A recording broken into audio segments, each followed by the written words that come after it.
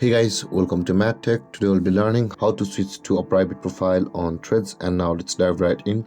Now to switch to a private profile on Threads, first open up your Threads app on your phone, and after opening your Threads app guys, you land over here, which is the home interface of Threads.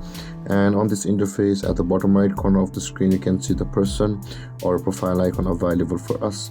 Tap on the person or profile icon at the bottom right corner of the screen, and you land over here, which is the profile interface of your Threads account. And on this interface, at the top right corner of the screen, you can see the two-lined icon available for us. Tap on the two-lined icon at the top right corner of the screen, and you land over here where you can see the privacy option available for us over here just below the archive or accessibility. Tap on it, tap on the privacy, and you can find the private profile option available for us at the top of the screen. And there's a toggle icon at the right side of it.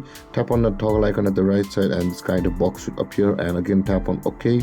With that being done guys, you will have switched to a private profile on Threads. And with that being said guys, this is how to switch to a private profile on Threads. And if you have any confusions or questions regarding the topic, feel free to comment in the comment section below, and don't forget to like, subscribe and hit that bell icon for more videos. Thank you for watching guys. Peace.